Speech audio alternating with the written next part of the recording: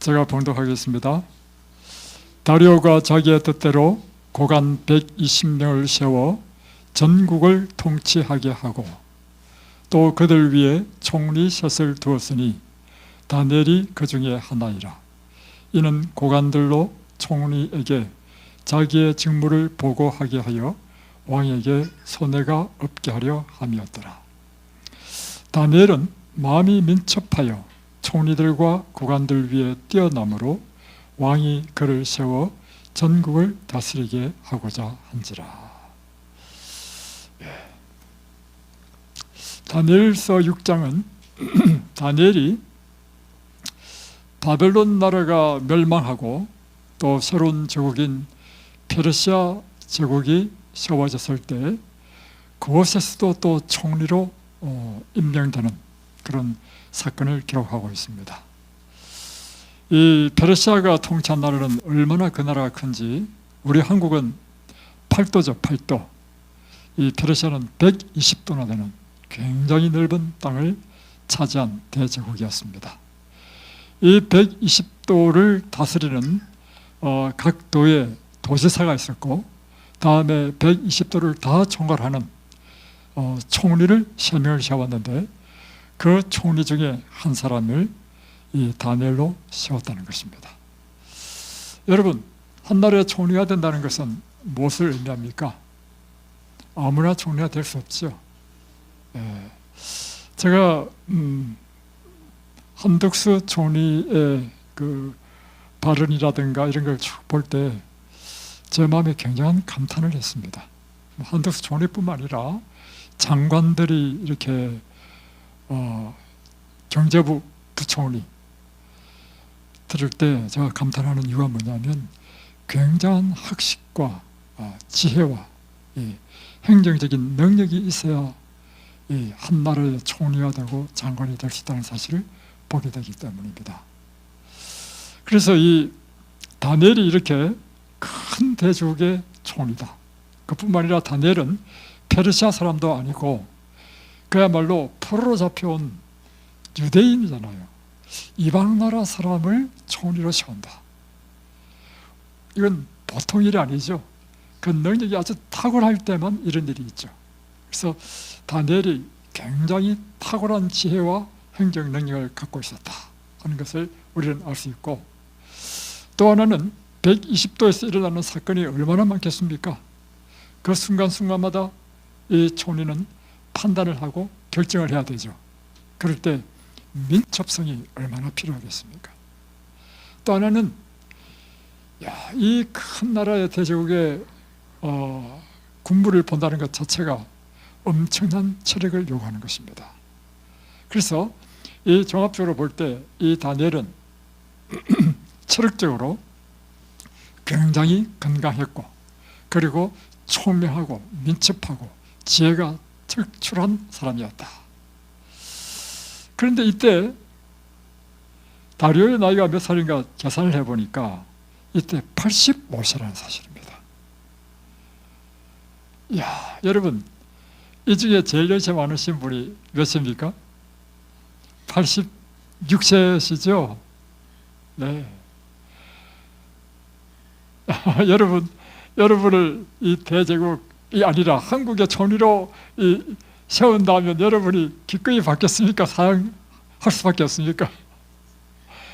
여러분은 직위를 준다 하더라도 못 받아. 왜냐하면 그걸 감당할 체력이 안 돼.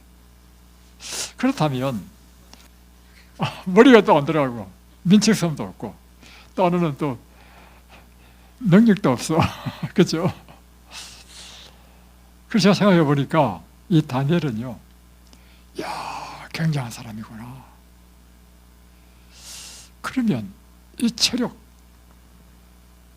어떻게 이 체력을 감당할 수 있었고, 보면 또 3절에 보면 다니엘은 그 세 총리 중에서도 특별히 마음이 민첩하여 세 총리의 우두머리로 세우려고 했다는 것입니다. 무엇이 그러면 이 다니엘로 하여금 이렇게 정말 불의의 사람이 되게 만들었는가? 무엇이 다니엘을 이렇게 위대한 사람으로 만들었는가? 궁금하죠? 그래서 제가 다니엘서를 쭉 다 보니까요, 그를 위대하게 만든 것은 그가 18세 때 뜻을 정했기 때문이라는 사실을 발견했습니다. 이 다니엘서를 통해서 여러분이 아는 것처럼 이 유다 나라는 바벨론으로부터 멸망당했죠. 그리고 다니엘은 포로로 잡혀갔습니다. 포로로 잡혀갔을 때 이 다니엘은요, 아주 중요한 뜻을 정합니다. 무엇인가 하면 다니엘은 어려서부터 성경을 배워왔고, 특별히 유대인들은 모세오경을 그야말로 다 암송했잖아요. 그러니까 그가 포로로 끌려가면서 생각했습니다. 내가 이 어린 나이에 어찌하여 하나님을 믿지 않는 이방 나라에 이 나라가 점령되고 나는 포로로 끌려가는가. 우리는 우리 인생에 문제가 생기면 반드시 우리 자신을 되돌아보죠. 자신을 반성하고 내가 왜 이런 질병이 걸려야만 했는가, 이렇게 말이죠. 마찬가지로 다니엘도 그 인생에 큰 위기를 당하니까 내가 이렇게 큰 위기를 당하고 고난과 어려움을 당하고 이 어린 나이에 포로로 잡혀가는 이유가 무엇인가 라고 생각해봤단 말이에요. 그리고 그는 이 해답을 성경에서 발견한 것입니다. 신명기 28장에 보면 어떻게 나왔냐면 이렇게 나와 있습니다. 내가 만일 내 하나님 여호와의 말씀을 순종하지 아니하여 내가 오늘날 내게 명하는 그 모든 명령과 규례를 지켜 행하지 아니하면 내 자녀를 다른 민족에게 빼앗기고 내가 자녀를 낳을지라도 그들이 포로가 됨으로 내게 있지 못할 것이며. 보십시오. 하나님께서 한번 말씀하신 것은요, 반드시 성취되죠. 지금 이 유다 나라가 멸망하게 된 것, 내가 포로 잡혀간 것, 이것은 하나님의 말씀에 우리 조상들이 순종하지 아니했다. 하나님의 모든 명령과 규례를 지켜 행하지 아니했다. 그리고 그러므로 하나님의 이 말씀대로 이 나라는 이방 나라에 멸망하고 나는 포로 잡혀갔다. 그리고 에스겔서 18장 2절에 보면 이런 말씀이 있습니다. 이스라엘 땅에 하나의 속담으로 전해져 내려오는 게 있는데, 그것은 뭐냐면 아비가 신 포도를 먹음으로 자식의 이가 시다는 말이 있죠. 포도는 누가 먹었는데? 애비가 먹었는데 이빨은 누가 씌어? 이게 뭐냐면 부모가 범죄함으로 그 결과를 자식이 당한다는 것입니다. 그렇죠. 우리 생애도 마찬가지죠. 예. 그래서 여러분, 우리의 삶은 참 중요합니다. 그것은 우리의 삶이 나의 삶에만 국한되는 것이 아니라 나로 인하여 나의 자손에게. 여러분이 그래서 하나님께서 정말 신실해야 되는 이유가 뭐냐면 창세기 26장에 보면 하나님께서 아브라함의 아들 이삭에게 나타나서 이삭을 축복합니다. 축복할 때 왜 축복하느냐? 읽어보면요, 내 아비 아브라함이 나에게 순종하고 내 윤리와 법도를 지켜 행하였으므로 내가 너를 축복한다는 것입니다. 여러분 혼자만의 생애가 아닙니다. 여러분은 여러분과 여러분의 후손의 운명을 걸머진 사람들입니다. 그렇죠? 그래서 이게 우리 조상들이 구약성경 보십시오. 멸망 바로 직전에 유다 사람들이 얼마나 범죄했습니까?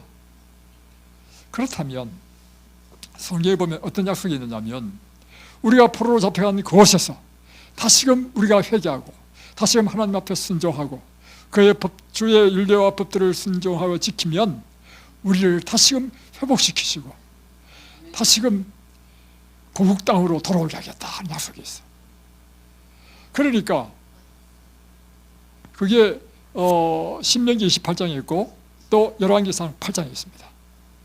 자, 그러니까 하나님의 말씀이 이렇게 성취되었다면 지금 이 약속도 성취될 것이다. 그러므로 나는 이제 죽든지 살든지 하나님의 말씀에 순종하는 삶을 살겠다 하고 결심한 것입니다. 그래 결심했는데 딱 갔는데 이제 다른 프로들은 전부 다 프로 때문에 뭐 하냐면 다 노역해요. 노역. 뭐 종이 되는 것입니다. 근데 특별히 다니엘은 그 가운데 굽혀가지고 왕의 신하가 될 수 있는 특별 교육을 받는 특권을 얻게 됐어. 그런데 문제는 뭐냐면 이 교육받는 청년들에게 왕이 받는 진미와 포도주를 주는 거예요. 얼마나 큰 특권입니까?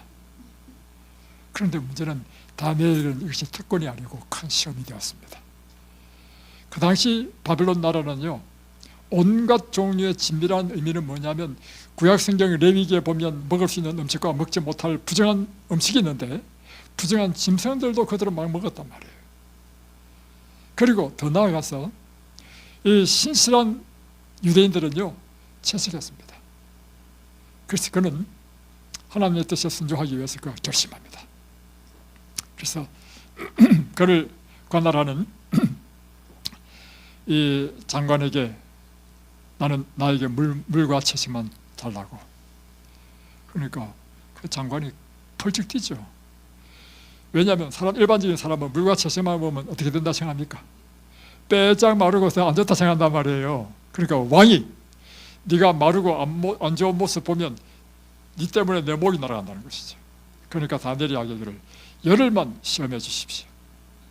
열흘 동안 딱 시험해 줬는데 물과 채식을 먹었던 이 다니엘과 세 친구들이 그 진미, 그 온갖 종류의 육식과 포도주를 먹었던 그 다른 청년들보다 훨씬 아름답고 살이 윤택하여 사람 보기에 좋았다는 것입니다.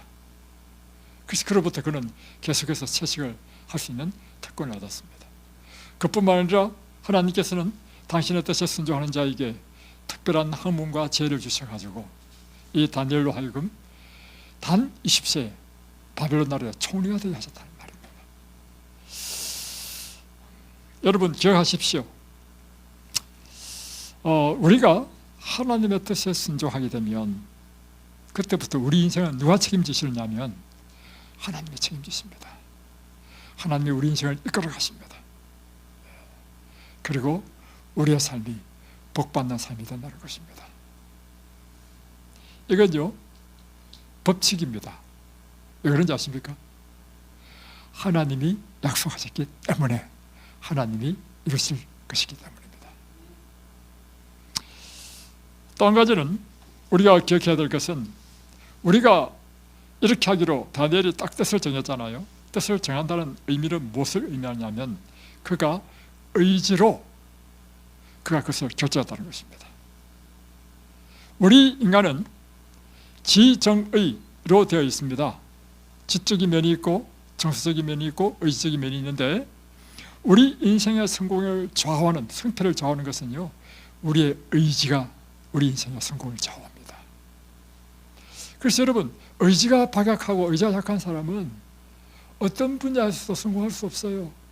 왜냐하면 의지라고 하는 것은 뭐냐면 그 일을 계속해서 밀고 나가는 추진력, 힘이란 말이에요. 힘.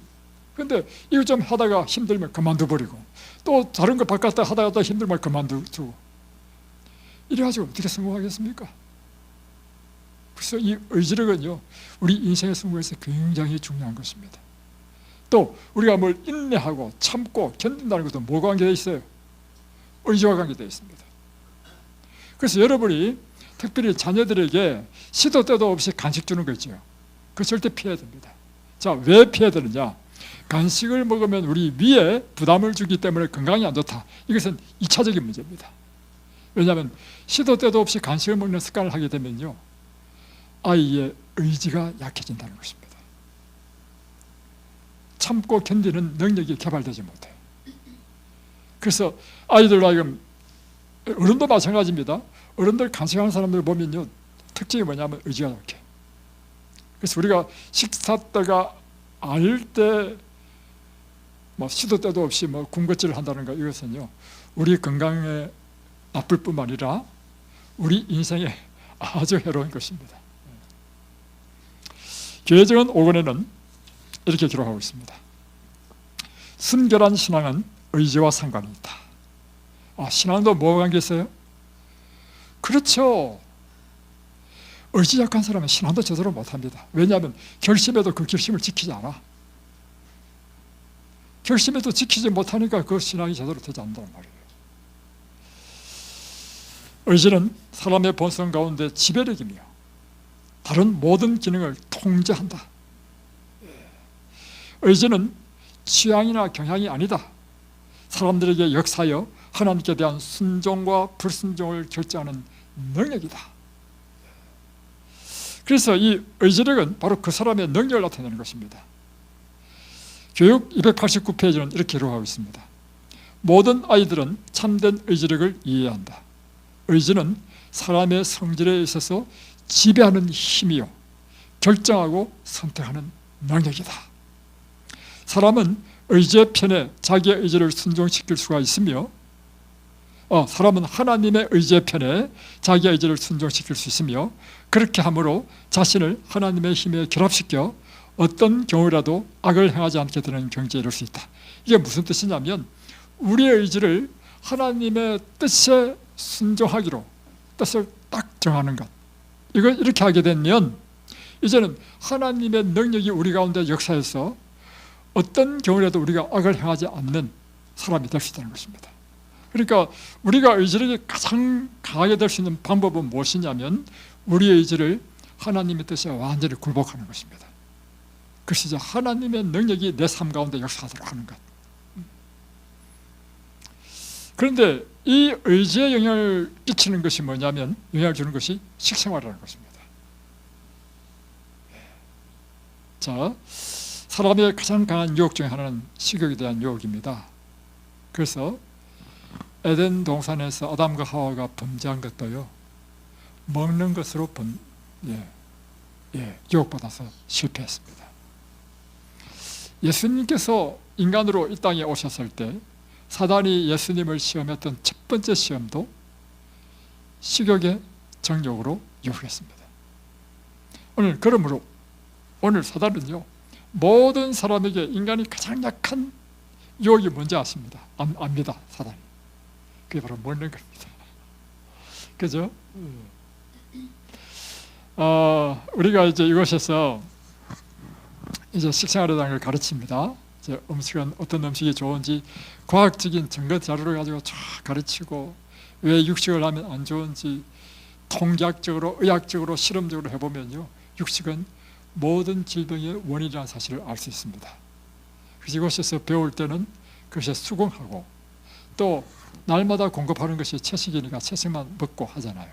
그러나 이것을 이제 퇴소를 하게 되면 그대로 잘 순종하는 사람이 별로 없습니다.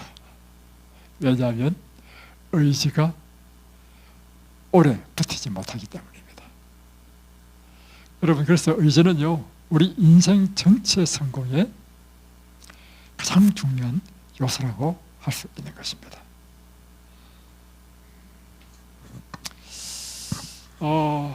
그래서 식욕에 절제할 수 있는 사람은요, 모든 것에 승리할 수 있습니다. 그래서 제가 이런 말 들었습니다. 특별히 암 환자의 경우에는요, 멸치 한 마리도 먹지 말라는 것입니다. 왜냐하면 멸치 한 마리가 황소를 몰고 온다는 말이 있습니다. 시작은 멸치로 시작했잖아요. 별거 아닌 거. 이것에 맛을 들이면 점점점 발전하고 나중에는 황소까지 잡아먹는다는 것입니다. 특별히 탐식, 육식, 강한 자극성 음식, 간식의 습관은 우리의 의지력을 약화시킵니다.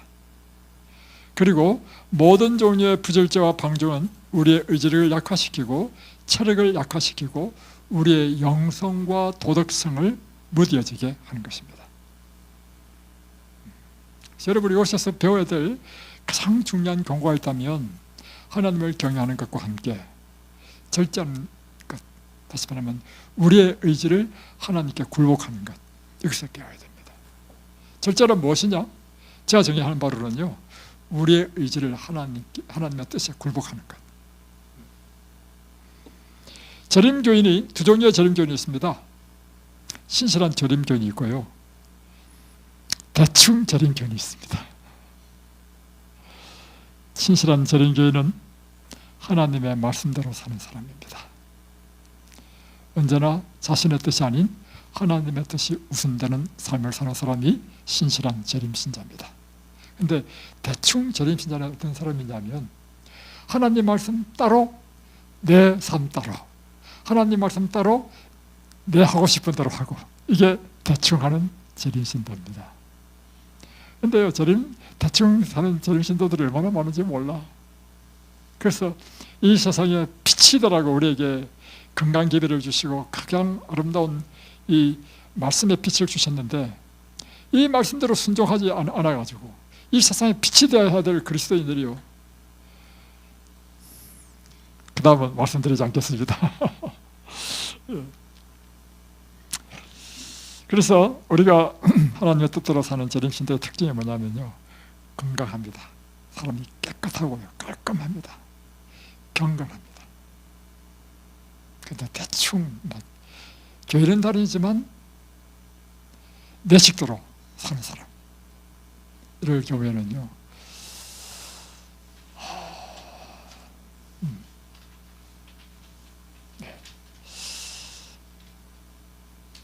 사람이 이렇게 1년, 2년, 3년, 4년이 지나면 사람이 점점 향상되고 변화가 돼야 되지 않겠습니까, 여러분?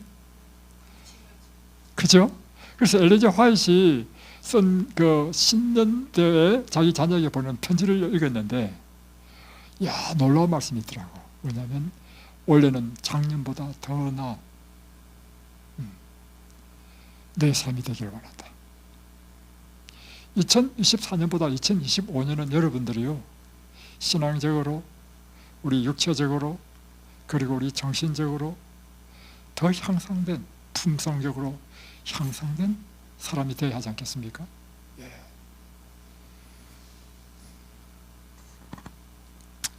자, 이제 옛날에 이제 우리 교회에 치과의사가 있었습니다. 그분이 장로님이신데 자기 사무실에 병원에 하면 놀러라고 하는 것입니다. 그래서 제가 어느 날 갔습니다. 가니까 이제 먼저 여기 치과의사니까 이제 치과 의자에 앉혀가지고는 입을 벌리라는 것입니다. 난 진료받으러 온 것이 아니고 그냥 놀러 왔는데 그래서 이제 입을 벌렸어. 한참 머리 검사를 하더라고요. 그런데 이제 같이 식사하면서 하는 이야기가 뭐냐면, 내가 이 치과 의사로서 일을 하면서 많은 환자를 봤는데 저림 신도의 이 구강과 저림 신도가 아닌 사람들의 구강이 다르다는 것입니다. 저림 신도의 이 구강은요, 굉장히 깨끗하다는 거예요. 깨끗해, 건강해, 잇몸이라든가 이 모든 것들이. 왜 그럴까요? 건강 생활을 우리 신앙의 한 부분으로 여기고 먹고 마시고 생활하는 모든 것에서 절제하기 때문에 그렇습니다.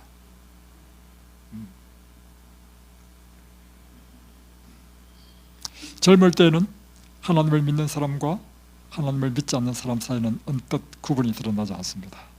그런데요, 나이가 점점 더 들면서 노년이 되면 그 차이가 확 드러납니다.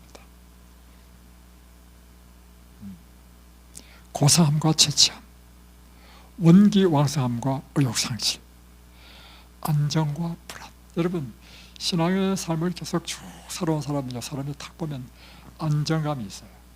차분하고 안정감이 다 느껴져요. 그리고 이 고상한 이 체취가 있어요. 그리고 이제 점점 나이가 들어가서 기력은 없지만 내적인 힘을 느낀다는 말이에요. 그리고 나이가 점점 들면 들수록 더욱더 소망 가운데 살아요. 그것은 우리에게 약속된 부활과 천국의 소망 때문에 그렇습니다. 그런데 하나님을 믿지 않는 사람은 나이가 들면 들수록 더 그 노년의 초참이 너무 심해지고, 또한 내시에 대한 소망이 없어. 그래서 참 완전히 점점 나이가 들면 들수록 다른 모습을 보이는 것을 우리는 볼 수 있는 것입니다.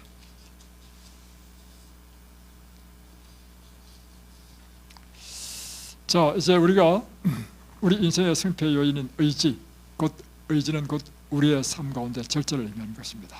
그래서 절제에 대해서 한번 배워보겠습니다. 먼저 절제란 무엇인가? 절제란 우리 몸에 해로운 것은, 또 부정적인 영향을 주는 것은 우리 몸과 정신과 영혼에게 부정적인 나쁜 해를 끼치는 것은 아예 금하는 것입니다.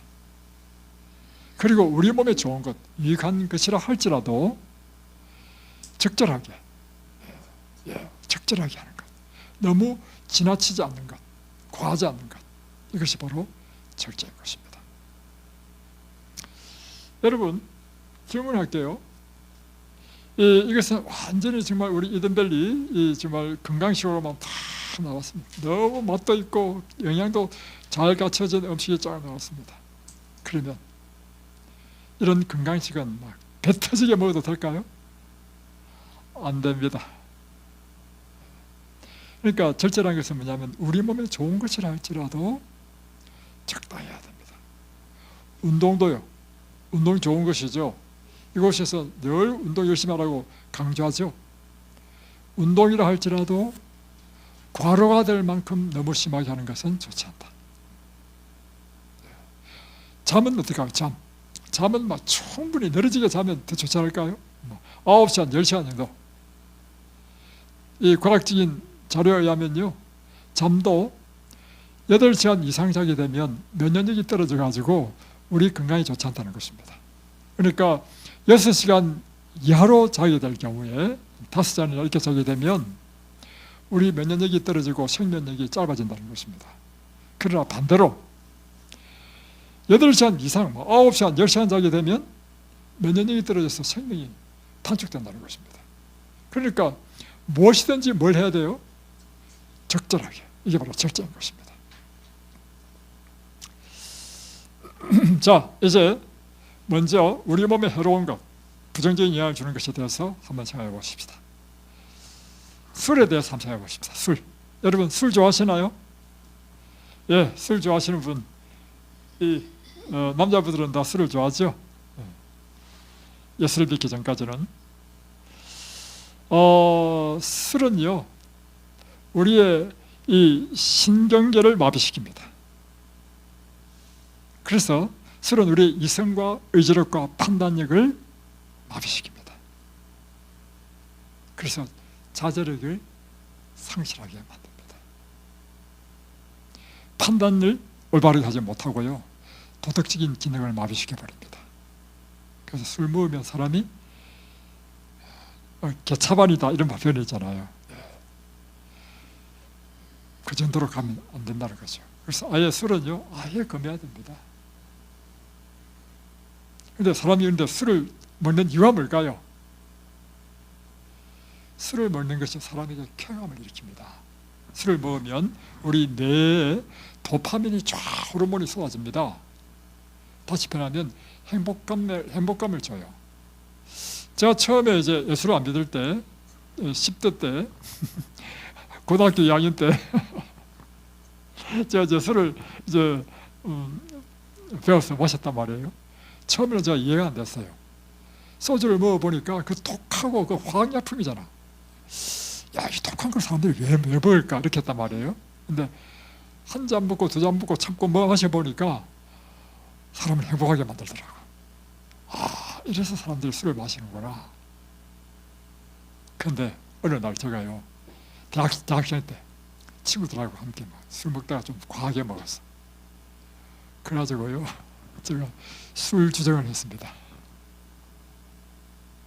이성을 잃어가지고. 그 이후에 제가 결심했습니다. 술을 안 믿기로 했습니다. 아, 이 술은 안 되는구나. 그때부터 저는 술을 안 먹었습니다. 이 술은요, 우리의 자제력을 파괴시키고 도덕적 기능을 약화시킵니다. 그뿐만 아니라 중추신경을 마비시켜가지고 몸의 균형도 잃어버리게 합니다. 술 취하면 사람이 비틀비틀하죠. 중추신경이 마비되기 때문입니다.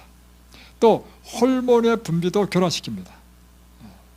그래서 생리작용을 무기력하게 만들고, 그래서 미국의 정신병원에 입원한 정신 환자들의 5분의 1은 알코올에 기인한 정신병자라는 것이고, 교통사고의 5분의 4는 음주운전으로 교통사고를 일으킨다는 것입니다. 또 하나는 술을 마시면요, 직접적으로 우리에게 각종 질병을 일으키는데 제일 피해를 주는 것이 간입니다. 간은 우리 몸에 굉장히 중요한 역할을 하죠. 그래서 간염, 심지어 간암까지. 그리고 술을 마시면 술이 들어가는 이 모든 과정, 이제 여기에 후두암, 식도암, 위암, 간암 다 걸립니다. 특별히 이 식도암의 제1원인은요, 음주입니다. 이곳에 식도암 걸려가지고 이제 병원에서는 못 고친다는 분이 오셨어. 그래서 상담했단 말이에요. 그래서 식도암은 술 때문에 생기는데 당신 술을 많이 드셨나 보군요, 질문했어요. 하니까 그분이 대답하기를, 아니요, 저 술 별로 안 마셨습니다. 그냥 가끔 한 번씩 뭐 친구들 만나면 했을 뿐입니다. 제가 그때는 순진해가지고 그 사람 말을 믿었습니다. 그 참 이상한데, 그때 왜 식도암 걸렸을까? 그 정도는 식도암 안 걸리는데. 나중에 이분이 한 달, 두 달, 세 달 있으면서 식사 때마다 저하고 같이 이제 이야기를 하게 됐어요. 이야기해보니까 이분이요, 젊었을 때 행정고시 합격해가지고 사무관으로 하면서요, 다음에 세관에 세관장도 하고, 뭐 저 부산 세관, 뭐 인천 세관 하면서 알고 보니까 저녁마다 술 파티를 했어. 여러분, 아니 땡 굴뚝에 연기 안 납니다. 여러분이 무슨 뭐가 나쁘다 하면 다 원인이 있어. 이 세상에 원인 없는 결과는 없습니다. 그래서 일을 하도 많이 하다 보니까 사람들 딱 만나잖아요. 딱 보면 저분 위험한데. 왜냐면 남자가 배가 나오면 위험합니다. 또 얼굴 색깔을 봐요. 얼굴 색깔 딱 보고 얼굴 색깔이 검네? 위험한데? 여러분, 여러분의 이 모든 피부 색깔, 여러분의 체형에서요, 여러분의 병이 다 나타납니다. 여러분, 우리는요, 정직합니다. 우리 몸은. 우리가 무엇을 집어넣느냐, 그에 의해서 우리 몸은 그대로 반응합니다. 또 한 가지, 어떤 생각을 하느냐, 생각도 굉장히 중요해요. 생각 잘못하면 병납니다. 그죠? 다음에 두 번째, 담배는 담배 연기 속에 4,000가지의 화학물질이 들어있다는데, 이 담배 연기 속에 온갖 종류의 발암물질이 다 있는 것입니다. 그래서 담배는 정말 자살 행위와 같은 것입니다.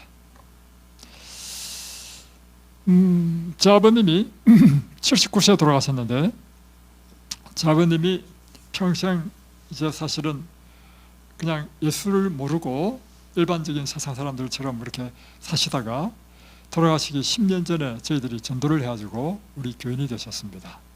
그래서 저희 집에서 이제 우리 아버님을 모시고 살았습니다. 그래서 이제 저희 집에서 이제 쭉 사시다가 건강히 사셨습니다. 예배드리고 그 이후부터는 술과 담배를 다 끊으시고요, 깨끗하게 사셨단 말이에요. 근데 어느 날 79세 될 때 겨울에 눈이 와서 눈을 좀 쓰시는데 쓰고 했는데, 그날 차를 운전하는데 뭐 뚝 하는 거예요. 팔이 부러졌어, 팔뼈가. 그래가지고 급하게 이제 우리가 상계백병원에 모시고 갔습니다. 그러니까 의사가 딱 질문하는 게 이렇게 딱 질문하는 거야. 첫 번째 질문이, 아버님이 담배를 많이 피우셨습니까? 아니요, 우리 아버님이 이제 담배 끊었습니다. 한 10년 됐습니다. 그러니까 그러면 담배 끊기 전에 언제부터 담배를 피웠습니까? 물은 거야. 그래서 우리 아버지한테 물어봤죠. 우리 아버지가요, 중학교 때니까 열몇 살이야. 중학교 때부터 담배를 피우셨는데 담배를 끊을 때까지 50년을 피우셨어요. 그러니까 의사가 딱 한 말이 뭐냐면 폐암입니다 하면서 사진을 딱 찍으니까 이미 폐완의 암이에요. 그래서 돌아가셨어요. 자, 보세요. 우리 아버님은요, 평생 담배를 피우시다가 끊고 10년을 담배를 안 피웠어요. 안 피웠다 하더라도요, 담배 피운 그것이요, 결국에는 그를 폐암 걸리게 하고, 그 다음에 10년 동안 어떻게 사셨느냐, 저희 집에서 깨끗한 그 환경 가운데서 여기서 먹는 것처럼 채식하고 그렇게 하셨단 말이에요. 여러분, 그래서 우리 몸은 정직합니다. 여러분이 한 끼 한 끼가 중요하고요, 하루하루의 여러분의 삶이 어떻게 사느냐 중요한 것입니다. 다음에 세 번째, 커피. 우리가 마시자 말아들 커피. 사람들은 커피는요, 뭐 문화인이 즐기는 하나의 문화생활이라고 생각해. 커피 안 마시는 사람이 없어. 그래서 2023년도 우리나라의 커피 수입액을 보니까 11억 1111만 달러를 수입했는데 한국 돈으로 환산하니까 1조 6천억을 커피 수입했어. 그리고 그뿐만 아니라 스타벅스, 한국에 있는 스타벅스가 1년 동안 커피 매출을 얼마 했느냐? 2조 9,295억을 매출했어. 그러니까 그건 한 3조를 매출했어. 얼마나 우리 한국 사람이 커피를 많이 마셨다는 것입니까?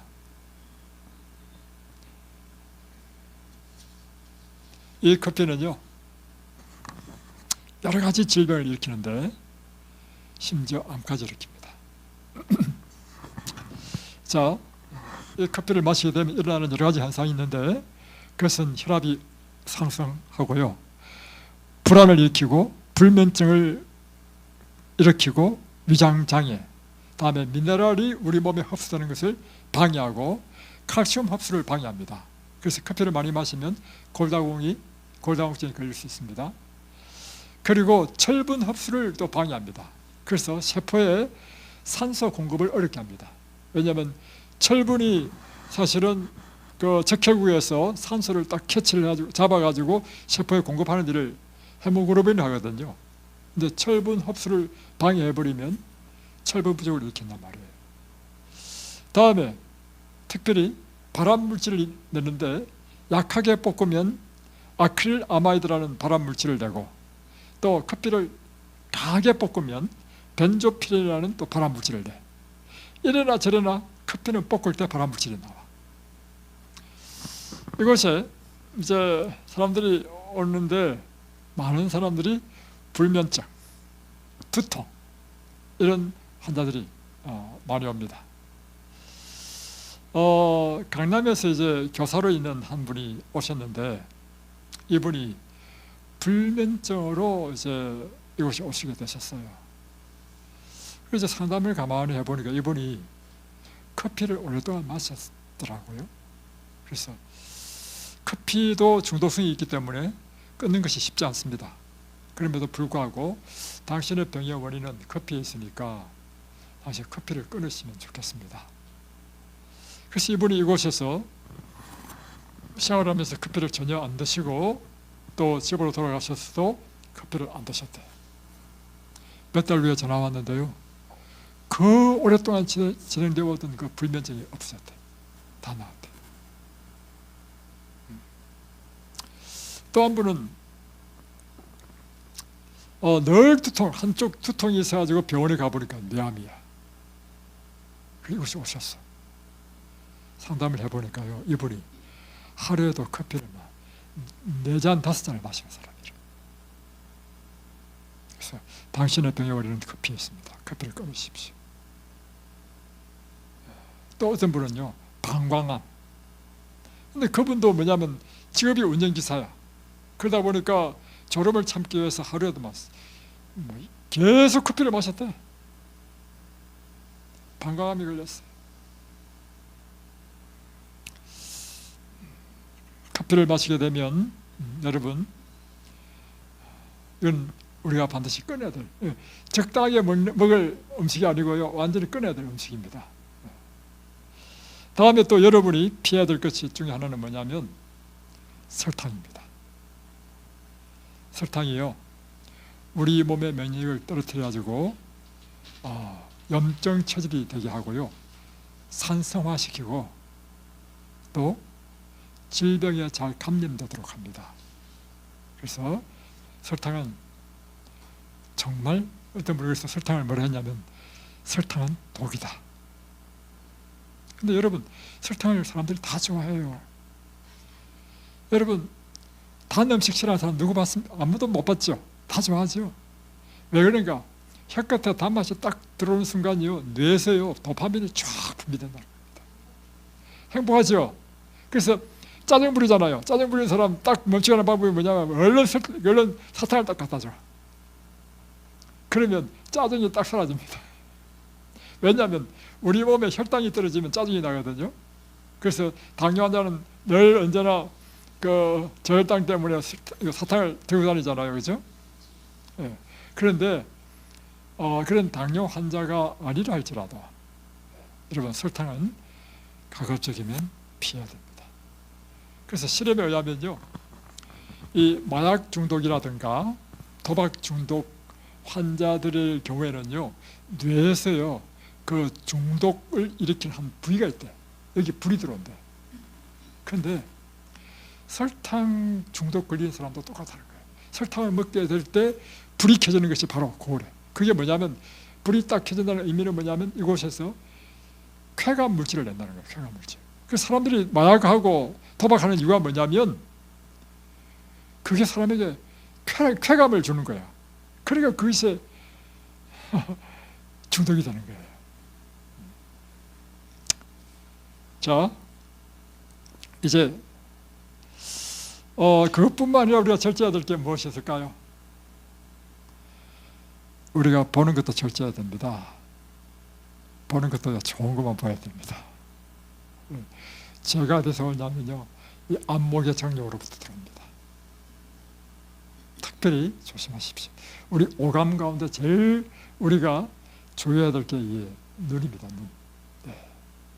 다음에 듣는 것도 조심해야 됩니다. 예, 그렇죠. 그래서 여러분이 절제해야 될 게 뭐냐면 스마트폰도 절제해야 됩니다. 시도 때도 없이 24시간 늘 스마트폰 틀어놓고 있으면 안 됩니다. 여러분의 정신이요, 그야말로 다 망가집니다. 물론 좋은 정보 좋지요. 그러나 그것이 늘 이렇게 노출되면 안 되고, 필요할 때 딱 절제해서 들어야죠. 언제나 이게 막 손에 떨어지지 않는다, 이런 중독입니다. 그것도 절제해야 됩니다. 왜 절제해야 되는가? 그것은 육체는 정신과 심령이 품성 형성을 위하여 성장해주는 유일한 매개체입니다. 그러니까 우리 몸이라고 하는 것은 우리 정신, 영적인 것에 있어서 성장을 돕는 매개체가 이 몸이기 때문에 이 몸의 건강은 굉장히 우리의 정신과 우리 영혼에 이르기까지 중요한 영향을 미치기 때문이라는 것입니다. 그러므로 사단은요, 우리 육신을 병들게 하고 육신을 약하게 하면 우리를 정복하기 쉬워진다는 것입니다. 정신력이 약해지고 마음이 약해지거든요. 그러면 더욱더 사단이 우리를 정복하기 쉬운 것을 알기 때문에 사단은 우리 몸을 허약하게 하도록 유혹한다는 것입니다. 그것이 바로 중독성 물질로 통해서 말이죠. 그래서 우리 모든 육체적 습관은 엄격한 규칙의 지배를 받아야 됩니다. 우리 육체의 기관 중에 약화시키거나 무능하게 만드는 것은 다 피해야 됩니다. 그래서 우리가 이 인생의 성공을 위해서는요, 세심한 주의가 필요하고 또한 우리의 의지력이 필요한 것입니다. 제가 참 감동받은 게 있는데요, 뭐냐면 옛날에 제가 살던 집을 이현수 씨인가? 하여튼 우리나라 유명한 성악가, 세계적인 성악가, 예술대학교에 교수로 계신 분에게 이제 전세를 줬습니다. 이분이 세계 콩쿠르에서 등간에 1등 하신 분이신데 책이 아주 좋아요, 이렇게. 근데 이분이요, 그 남양주에서 서초동에 있는 예술의 전당, 거기에 대학교가 있거든요, 예술학교가. 그 날마다요 자전거로 출퇴근해. 왜 그러냐? 노래를 잘하려면요, 이게 몸이 이렇게 딱 받쳐줘야 노래 소리가 좋아진다는 거예요. 와, 제가 그 이야기 듣고요, 정말 제가 감동받았습니다. 또 저 송명근이라고 하는 심장외과 의사에 대한 기사를 조선일보에서 봤는데, 이 사람은요 세계적인 사람이야. 그래서 심장의사로서 세계적인 이름이 있는 의사인데 이 사람은 절대로 술을 안 마신대요. 왜냐하면 나는 사람의 가장 위험한 심장을 다루는 의사이기 때문에 술을 먹을 수 없다는 거예요. 그리고 이분이 태어나서 집에 가면요 하는 일이 뭐냐면 그 공 있죠. 큰 공, 작은 공, 중간 공 해가지고요 쥐었다 놨다 쥐었다 놨다 계속 하는 거예요. 왜요? 외과의사는 이게 손에 이게 섬세해야 되잖아요. 이 기능을 유지하기 위해서 계속 이렇게 하고, 다음에 특별히 외과의사는 서서 늘 수술하잖아요. 다리 체력을 기르기 위해서 날마다 운동한다는 거예요. 이야, 전 정말 너무 놀랐어요. 그걸 읽으면서.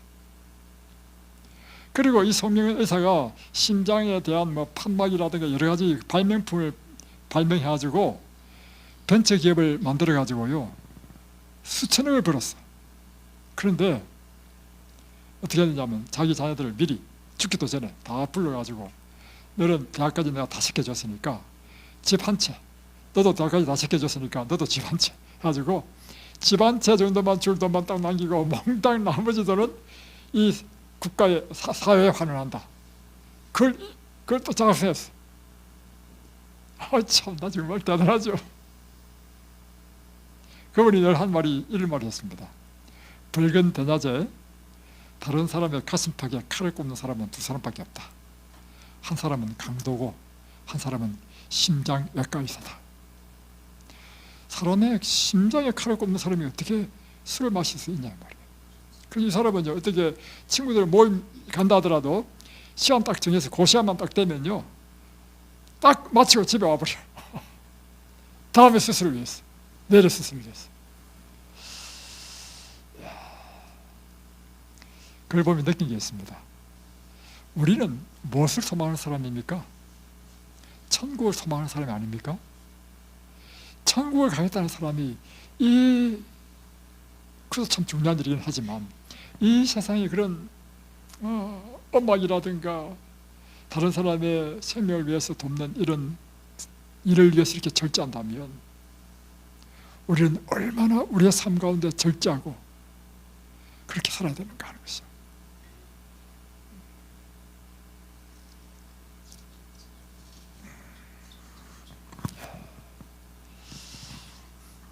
오늘 우리 자신의 의지를 하나님의 뜻에 완전히 굴복하는 것, 그럴 때 우리는 하나님의 뜻에 따라 절제할 수 있습니다. 오늘도 여러분의 삶을 전적으로 하나님 앞에 굴복하게 되시길 바랍니다. 기도하겠습니다.